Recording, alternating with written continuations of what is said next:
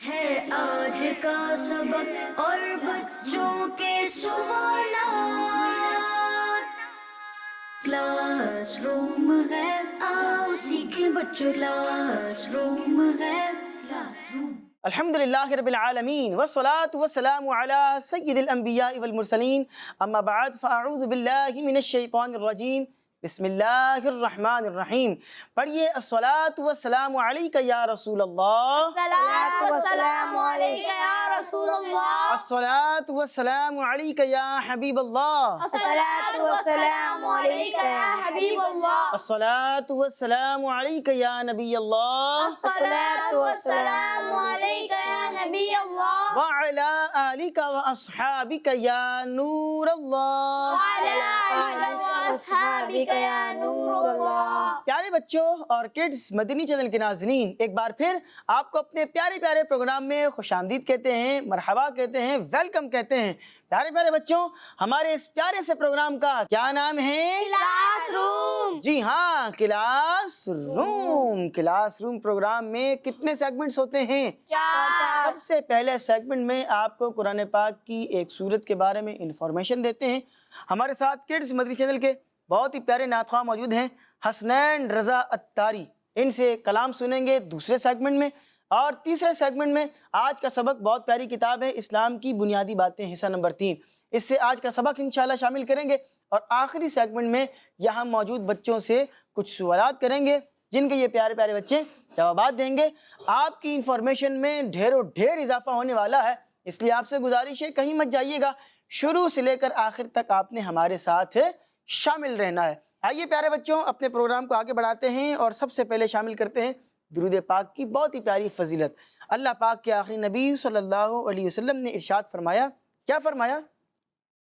تم جب رسولوں علیہم السلام پر درود پاک پڑھو، دیگر انبیاء جو ہیں، فرمایا جب تم رسولوں پر درود پاک پڑھو تو مجھ پر بھی پڑھو، بے شک میں تمام جہانوں کے رب کا رسول ہوں۔ سبحان اللہ۔ سبحان اللہ، سبحان اللہ۔ ہمیں چاہیے کہ نبی پاک علیہ الصلوۃ والسلام پر زیادہ سے زیادہ درود پاک پڑھیں۔ ایک امتی ہونے کے ناطے یوں سمجھ لیں کہ ہمیں یہ چاہیے، ویسے بھی امتی ہونے کے ناطے، کہ ہم اپنے نبی پاک کا ذکر کریں، اپنے نبی پاک کو پکاریں، ان کے ذکر سے اپنی زبان تر کریں، اور اس کا ایک بہترین طریقہ نبی پاک پر درود پاک ہے۔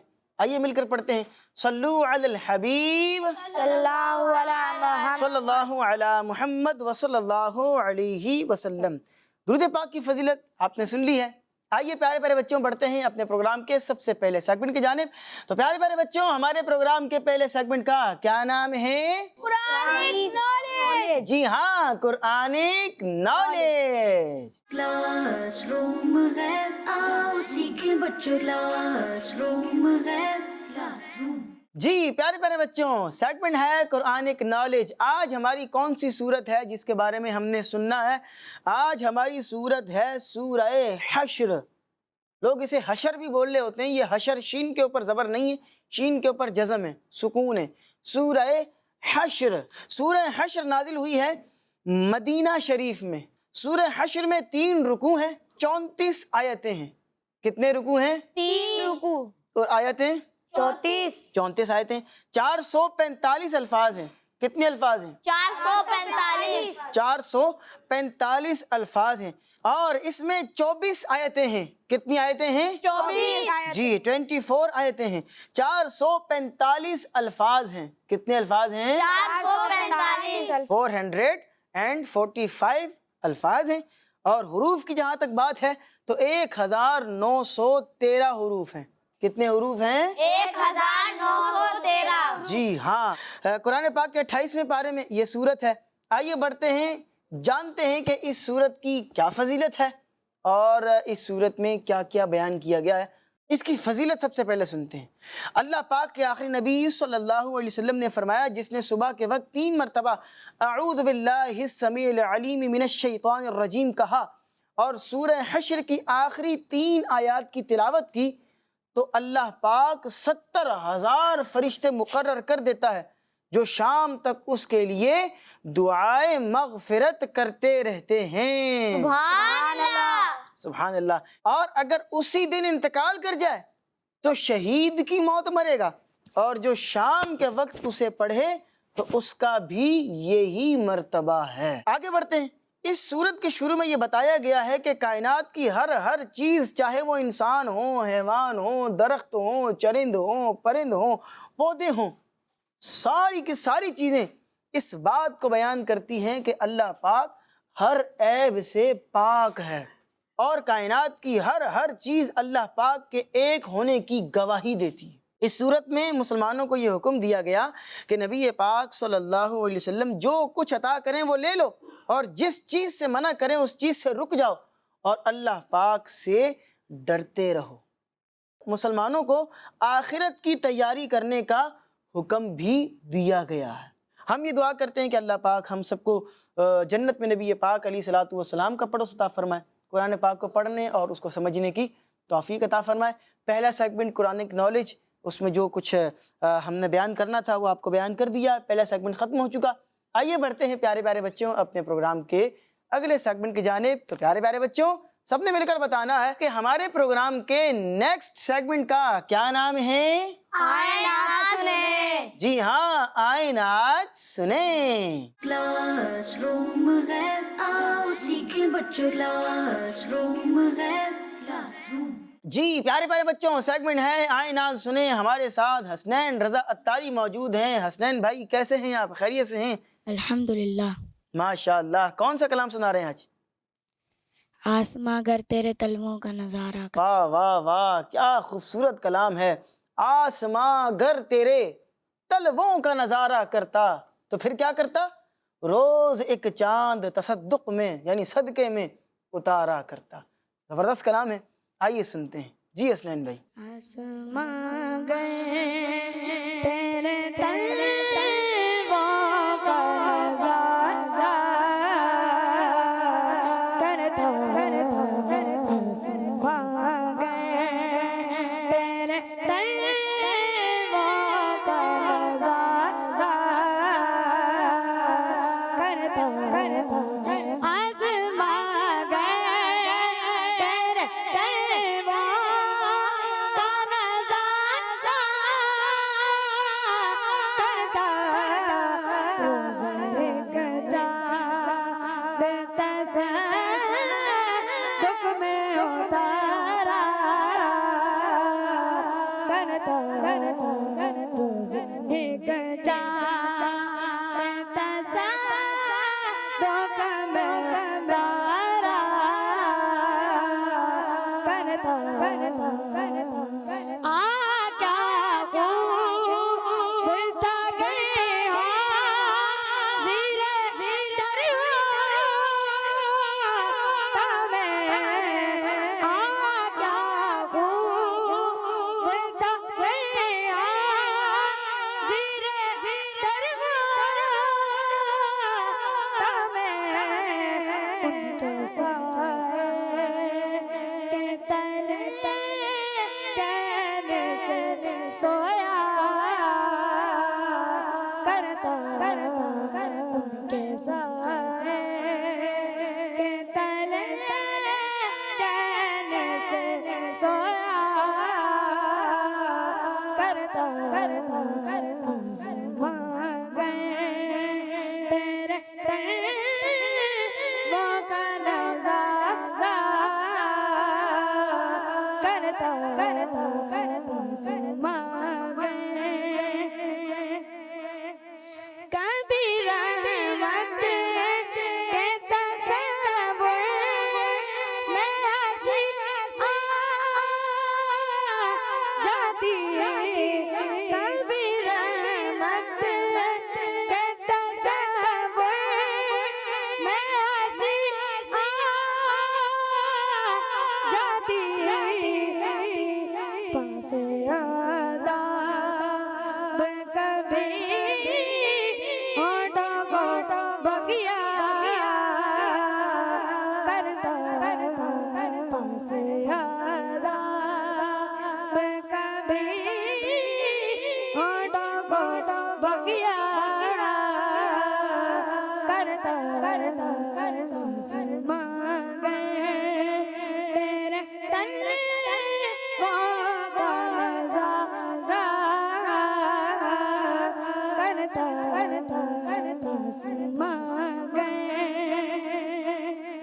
موت اس دن کو جو پھرنا میں وطن لیتا، موت اس دن کو جو پھرنا میں وطن لیتا، اس سر پہ جو اس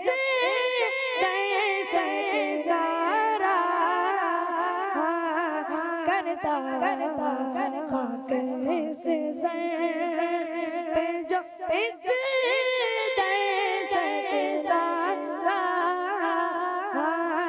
کرتا آسمان گئے احسن قصد مدینہ نہیں رونا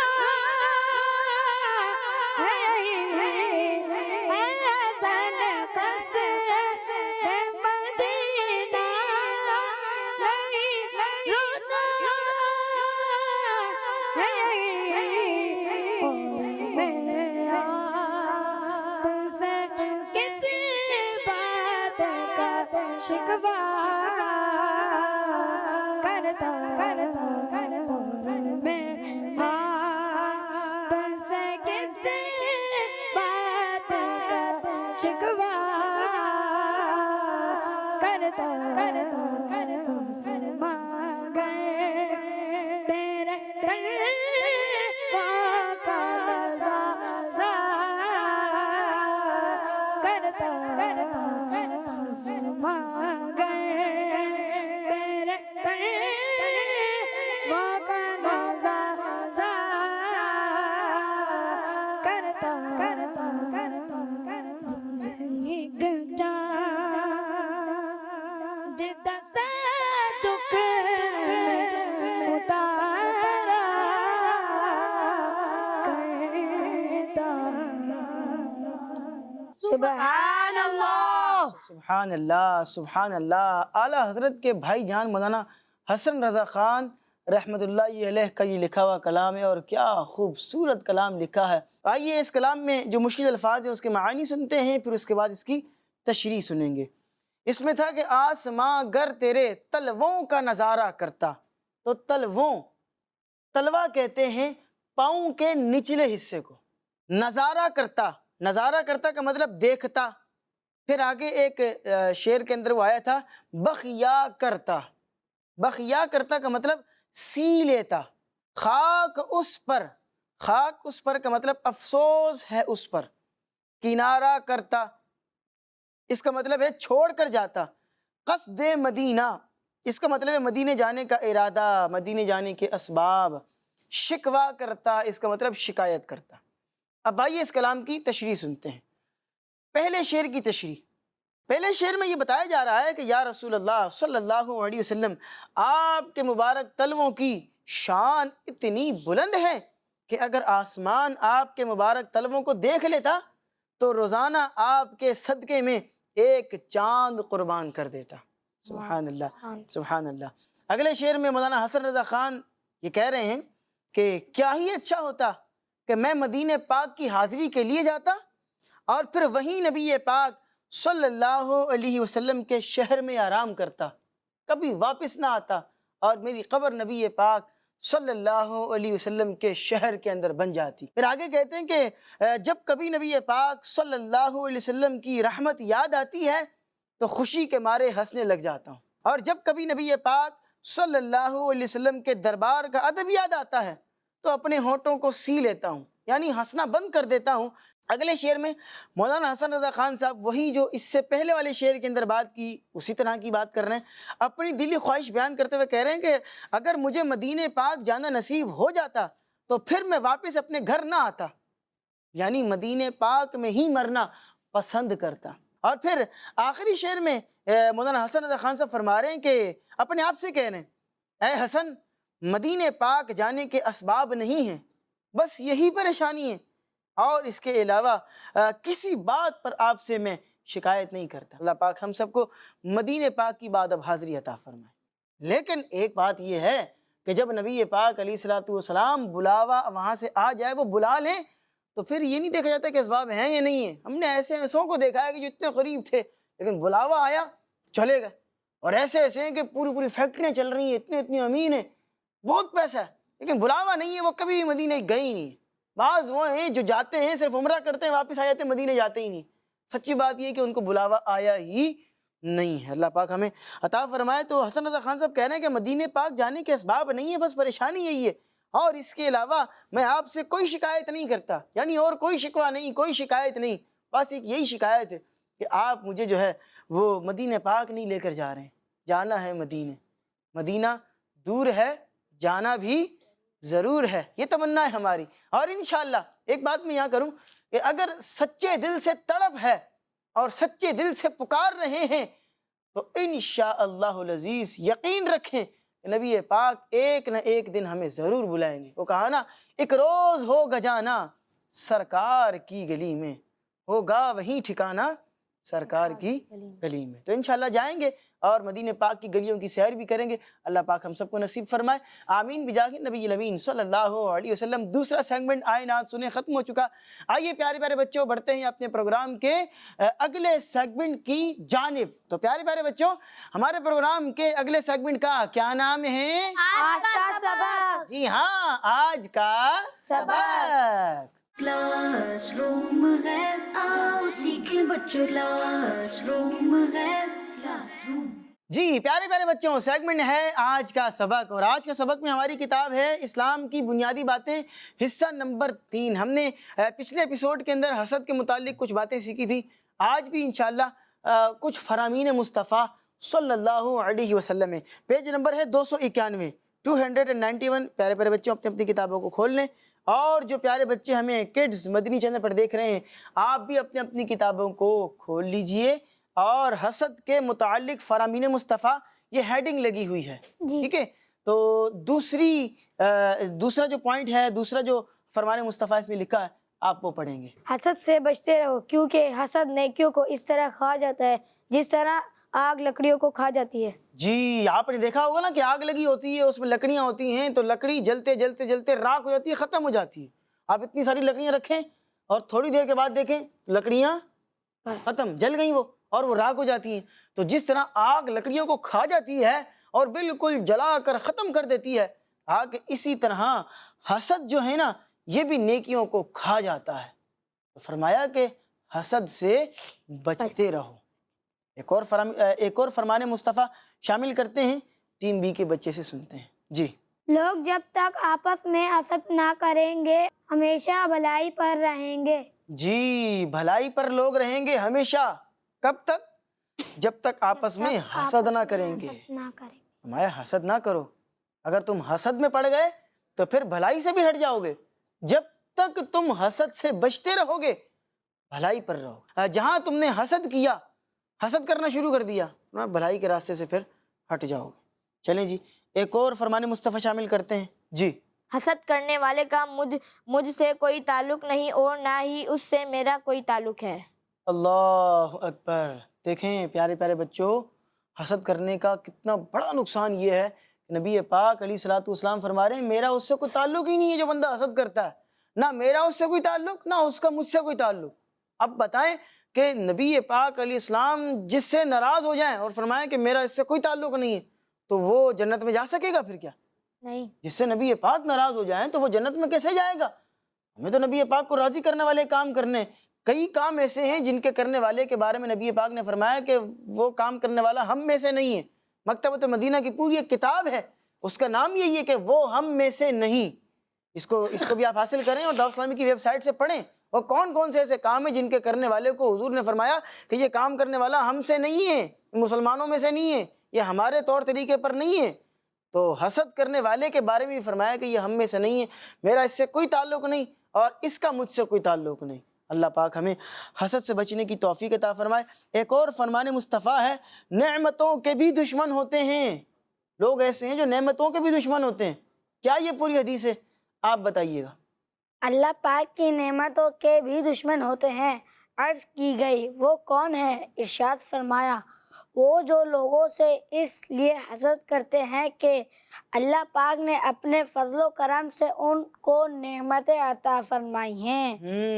دیکھا آپ نے، ایسے لوگ جو دوسرے لوگوں کی نعمتیں دیکھ کر جل رہے ہوتے ہیں اور جو ہے نا وہ ان سے حسد کرنا شروع کر دیتے ہیں، چل رہے ہوتے ہیں کہ اس کو کیسے یہ سب چیزیں مل گئی ہیں، اس کے پاس یہ اتنی ساری چیزیں کیسے آ گئی ہیں، ایک مکان سے 2 مکان کیسے کر لی، حسد کر رہے ہوتے ہیں۔ تو فرمایا کہ یہ نعمتوں کے دشمن ہیں، اللہ پاک نے اس کو نعمت دی ہے، آپ اس پر خوش ہو، اللہ پاک نے اس کو کوئی چیز عطا فرمائی ہے، آپ اس کو اپریشیٹ کریں، ماشاءاللہ اللہ پاک نے آپ کو عطا فرمائی ہے۔ اگر آپ کو وہ چیز تمنا ہے کہ میرے پاس بھی ہو تو دل میں آپ یہ تمنا کر سکتے ہیں کہ اللہ پاک نے آپ کو عطا فرمائی، اللہ پاک ہمیں بھی عطا فرمائے، ٹھیک ہے، اللہ پاک نے آپ کو اس نعمت سے نوازا ہے، انشاءاللہ اللہ پاک مجھے بھی اس نعمت سے نوازے گا، یہ چیز ہونی چاہیے۔ لیکن یہ نہیں کہ جناب اس کو نعمت مل گئی اب اس سے حسد کرنا شروع ہو جائیں۔ بعض اوقات ایسا ہوتا ہے کہ کوئی جاب کے اندر ترقی ہو گئی، اب اس سے جلنا شروع ہو جاتے ہیں، ٹھیک ہے، اگر کسی بندے نے گاڑی لے لی اس سے جلنا شروع ہو جاتے ہیں، تو یہ اچھی چیز نہیں ہے۔ حسد جو ہے ابھی آپ کو بتایا نا کہ یہ نیکیوں کو ایسے کھاتا ہے جیسا کہ آگ لکڑیوں کو کھا جاتی ہے، تو حسد یہ اچھی چیز نہیں ہے، ہمیں ایسا نہیں کرنا چاہیے۔ بچے ہمیں بالخصوص اس وقت دیکھ رہے ہوں گے، بچوں کے اندر عام طور پر حسد اس چیز میں ہوتا ہے کہ اس کے مجھ سے اچھے مارکس آ گئے، یہ اس کی پہلی پوزیشن آ گئی، میری دوسری کیوں آئی ہے، اس کے مجھ سے زیادہ اچھا گریڈ کیوں آ گیا ہے، اس نے سائیکل کیوں لے لی ہے، میرے پاس سائیکل نہیں ہے، اب یہ سائیکل میں گھومتا ہے، اس نے سائیکل کیوں لے لی ہے۔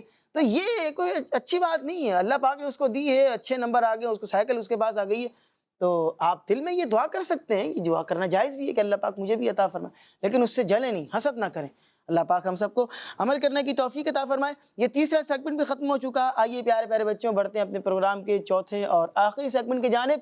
تو پیارے پیارے بچوں، ہمارے پروگرام کے سب سے آخری سیگمنٹ کا کیا نام ہے؟ بچوں کے سوالات۔ جی ہاں، بچوں کے سوالات۔ کلاس روم ہے، آؤ سیکھیں بچوں، کلاس روم ہے، کلاس روم۔ بڑھتے ہیں، سب سے پہلا سوال کرتے ہیں ٹیم اے کی طرف۔ خانہ کعبہ، اللہ پاک ہم سب کو زیارت عطا فرمائے۔ آمین۔ خانہ کعبہ کے کتنے کونے ہیں آپ نے یہ بتانا ہے۔ خانہ کعبہ کے 4 کونے ہیں۔ آپ نے جواب دیا خانہ کعبہ کے 4 کونے ہیں، اور آپ کا جواب بالکل درست ہے۔ سبحان اللہ۔ سبحان اللہ، سبحان اللہ۔ اللہ پاک ہم سب کو خانہ کعبہ کی زیارت بھی عطا فرمائے۔ آمین۔ خانہ کعبہ کے کونوں کے اوپر جو ہے وہ کچھ پتھر بھی لگے ہوئے، اللہ پاک ہمیں ان کی زیارت بھی عطا فرمائے، انہیں چومنا بھی نصیب فرمائے۔ دوسرا سوال کرتے ہیں ٹیم بی والوں سے۔ آپ یہ بتائیے نماز کے سجدے میں کون سی تسبیحات پڑھی جاتی ہیں؟ سبحان ربی الاعلیٰ۔ سبحان ربی الاعلی۔ آپ کا جواب بالکل درست ہے۔ سبحان اللہ۔ سبحان اللہ، سبحان اللہ۔ ہم نے پچھلے ایپیسوڈ کے اندر ایک سوال کیا تھا کہ اللہ پاک نے انسانوں کو کس چیز سے پیدا کیا، اس کا جواب ہے کہ مٹی سے پیدا کیا۔ آپ سے سوال یہ ہے، آپ یہ بتائیں اللہ پاک نے فرشتوں کو کس چیز سے پیدا کیا ہے؟ نور سے۔ آپ نے جواب دیا نور سے پیدا کیا ہے، اور آپ کا جواب غلط نہیں ہوا، بالکل درست ہے۔ سبحان اللہ۔ سبحان اللہ۔ فرشتے نوری مخلوق ہیں، اللہ پاک نے انہیں نور سے پیدا فرمایا ہے۔ سبحان اللہ۔ ایک نعت ہے، ٹیم بی والوں سے سوال ہے، ایک نعت ہے، ہم پڑھتے ہیں، سنتے ہیں، جھومتے ہیں۔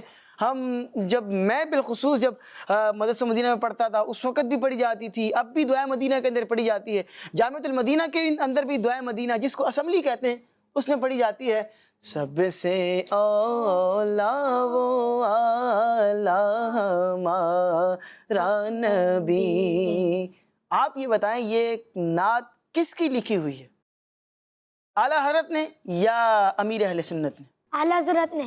اعلیٰ حضرت رحمت اللہ علیہ نے آپ نے جواب دیا، اور آپ کا جواب بالکل درست ہے۔ سبحان اللہ۔ سبحان اللہ، سبحان اللہ، سبحان اللہ۔ اللہ پاک ہم سب کو نبی پاک صلی اللہ علیہ وسلم کے روضے کی با ادب حاضری عطا فرمائے، اور یہ کلام ہمیں وہاں جا کر بھی پڑھنے کی سعادت عطا فرمائے۔ وہاں جا کر جب پڑھیں گے کہ سب سے اولا والا ہمارا نبی، سب سے بالا والا ہمارا نبی، اپنے مولا کا پیارا ہمارا نبی، دونوں عالم کا دولا ہمارا نبی۔ تو بندہ وہاں جا کر یہ کلام پڑھے گا تو اس کو مزہ آ جائے گا۔ اللہ پاک ہمیں بھی یہ سعادت عطا فرمائے۔